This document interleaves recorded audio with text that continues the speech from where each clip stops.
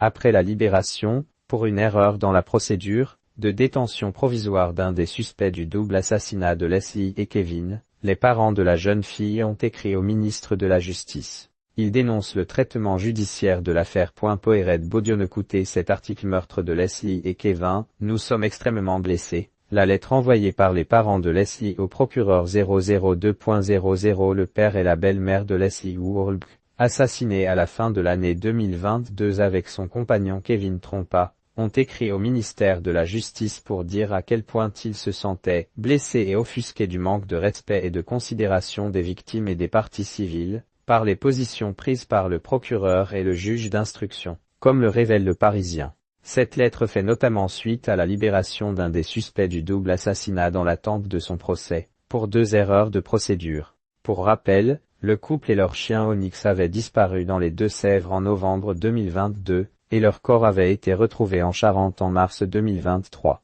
5 suspects sont mis en examen, 4 pour assassinat et 1 pour recel de cadavres et modification d'une scène de crime. L'un des suspects est mis en examen pour assassinat, Nathan B.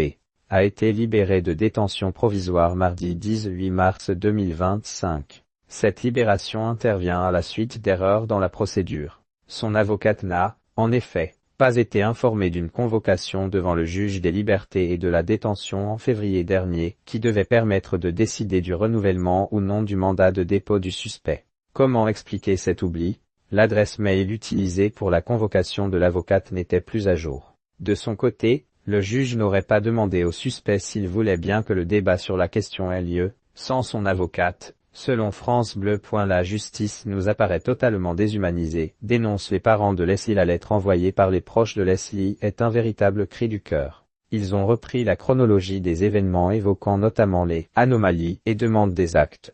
Ils estiment qu'il y a un manque de considération inadmissible envers les victimes et que les soins, les soutiens et l'accompagnement devraient être mis en place en priorité et systématiquement auprès des victimes et des parties civiles. Ils expliquent également n'avoir jamais été en contact avec le procureur ou le juge d'instruction, malgré les demandes de nos avocats, et déplorent avoir été informés des avancées de l'affaire uniquement par voie de presse. Même le décès de notre fille Leslie Wurlb, après 4 mois d'interminables angoisses, leur aurait été dévoilé dans les médias. La famille de Leslie demande la mise en place d'un système différent. Par ailleurs, ils demandent au ministère de la Justice de créer une instance de contrôle des juges d'instruction, comme cela existe déjà pour le procureur avec le procureur général, car ils ont, selon eux, tous pouvoir et il est quasiment impossible de les révoquer. Enfin, ils écrivent qu'il serait agréable que vous puissiez éventuellement intervenir auprès des instances dirigeantes de la justice pour éviter de telles anomalies et mettre en place un système qui aide les victimes et non pas les malfaiteurs.